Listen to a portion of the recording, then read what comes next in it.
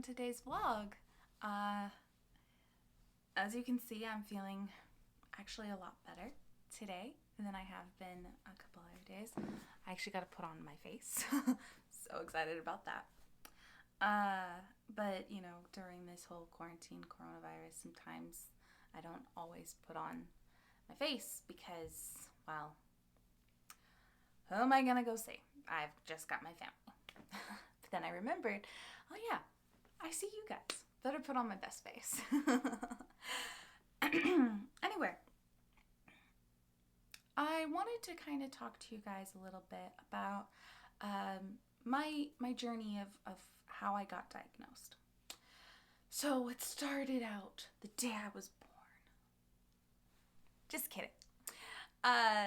No, it wasn't the year I was born, but there were symptoms that I look back on today, now being diagnosed, that, oh yeah, I should have been diagnosed as a child.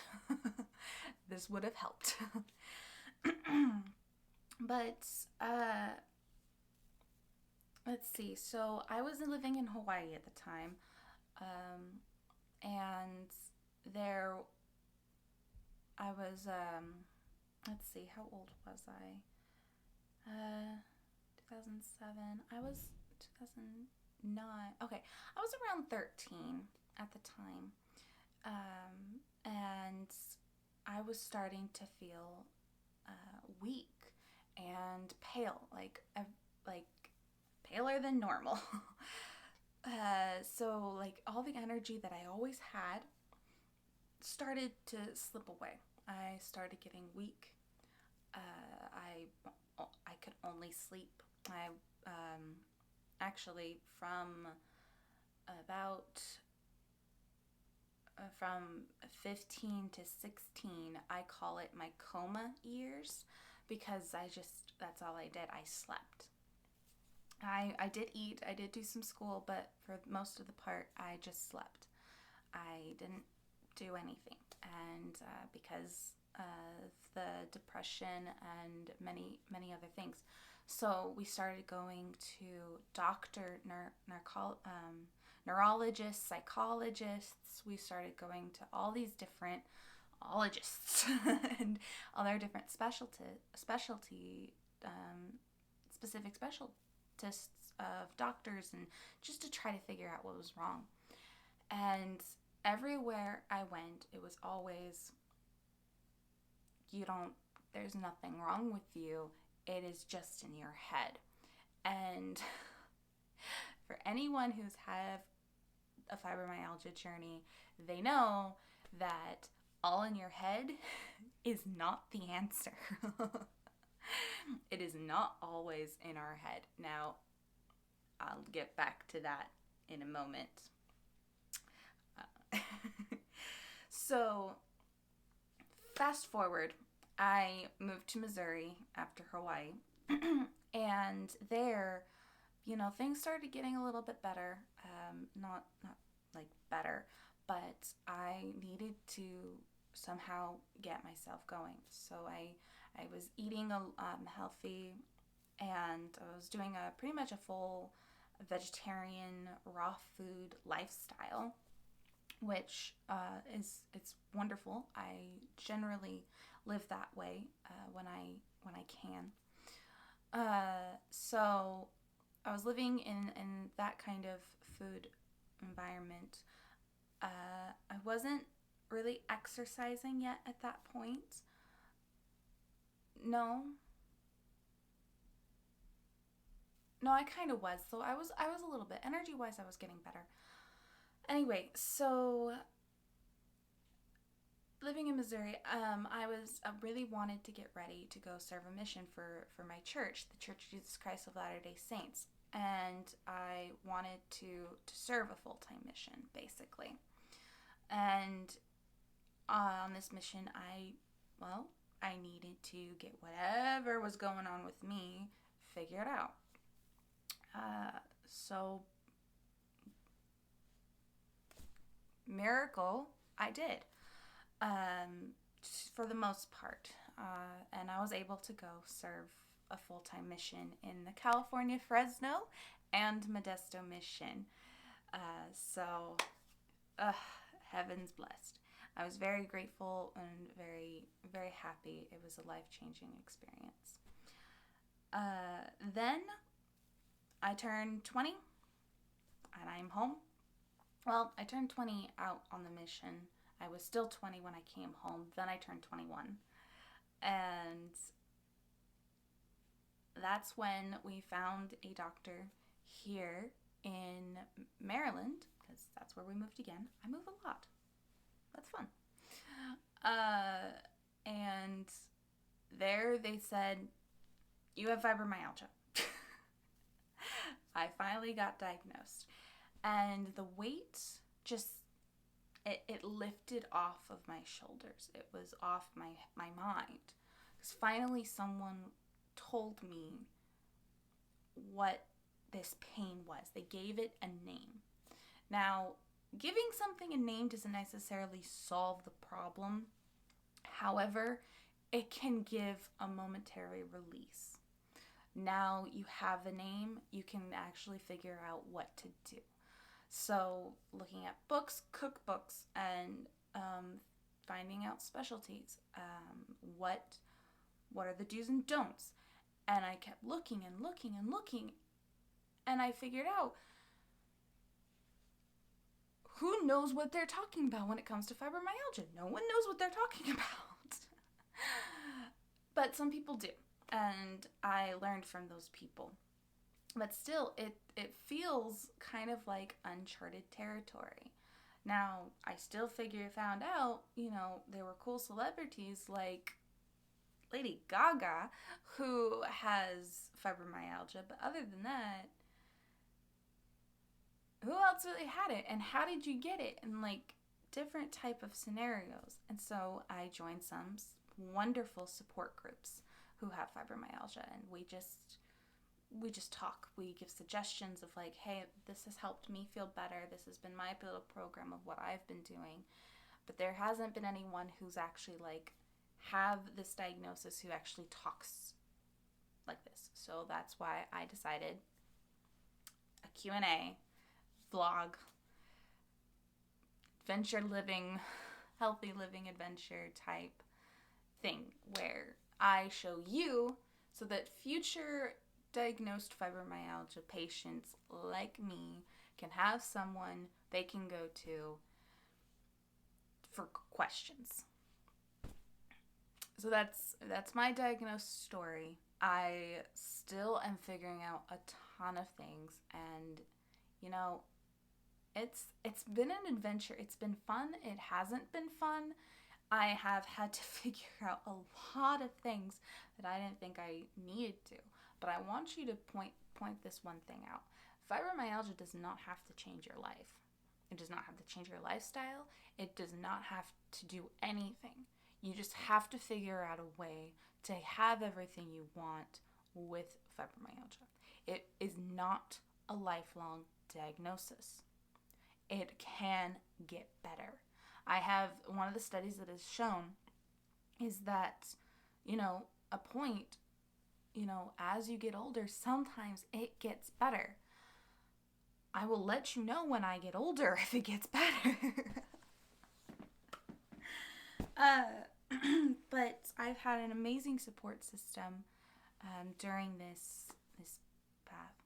But one thing that's also very interesting is many people who have fibromyalgia had a traumatic experience, and then they have fibromyalgia.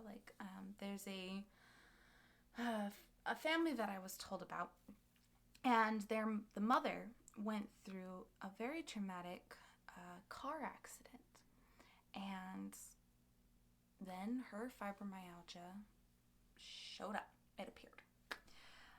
Now, this doesn't mean that it wasn't, it just showed up by magic. It just means that she always had it, but it was dormant until something happened. Now, guys, normally a traumatic experience is the cause, but not all the time.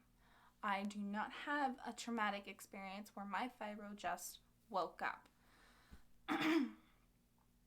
It's I don't believe that can always occur.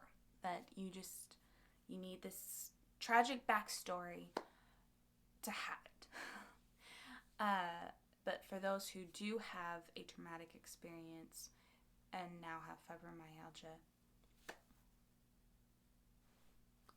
thank you so much for, supporting others with fibromyalgia, supporting other people who've had traumatic experiences. I am not putting this lightly, because everyone has had a traumatic experience in one way or another. I know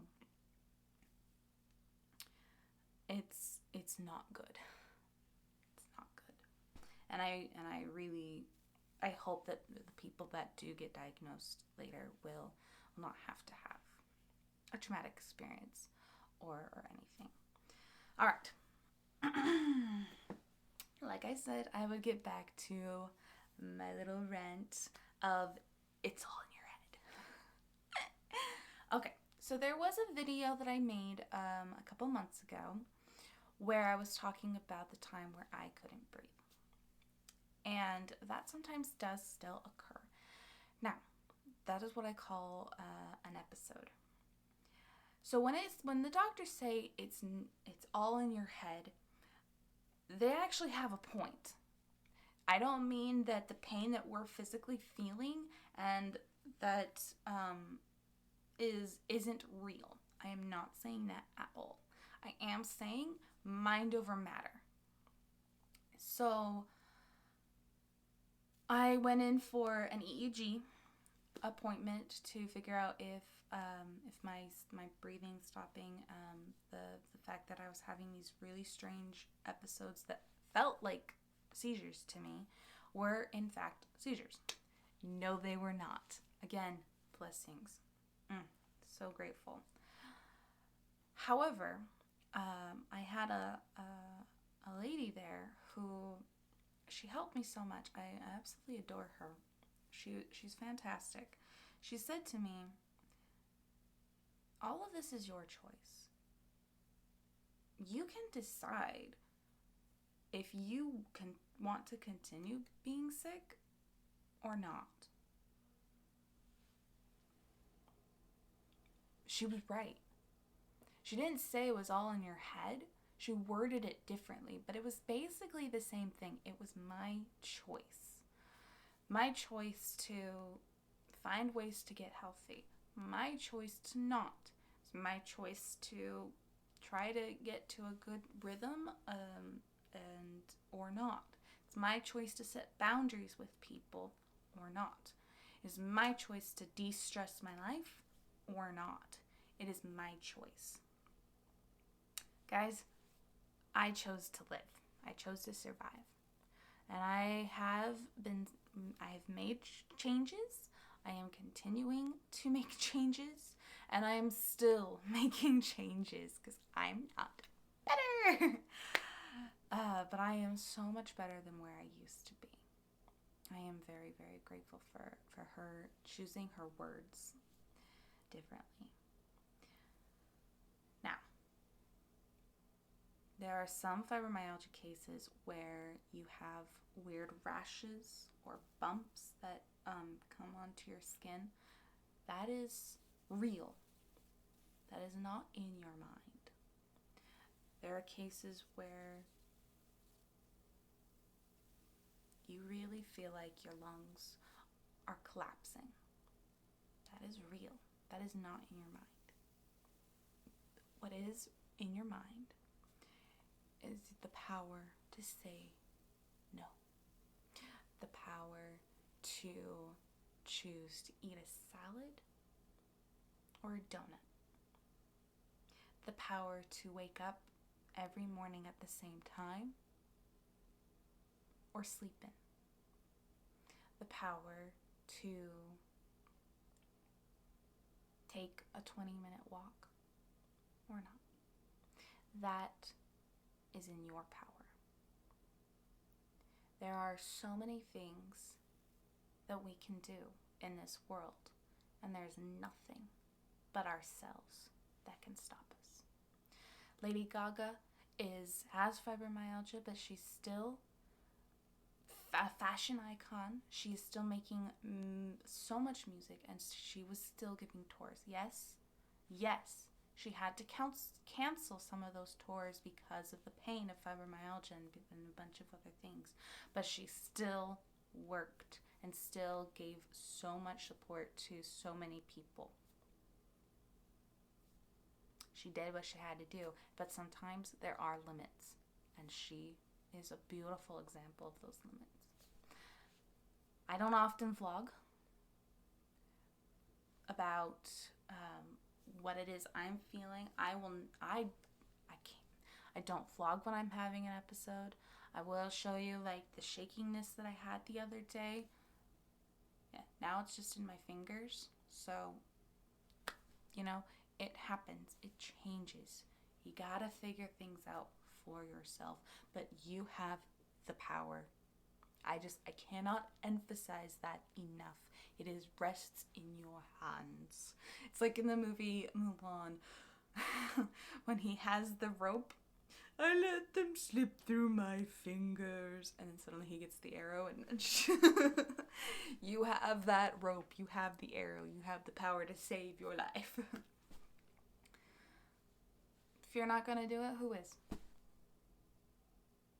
And if you do not have the support system you need, that is why there are so many fibromyalgia support groups out there. And I'm here too. I will support you.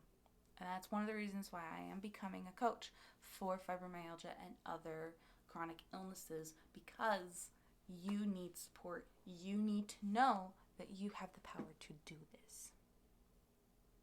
Okay, you see, I'm leaning in here. You have power. All right, let me think. Dancing.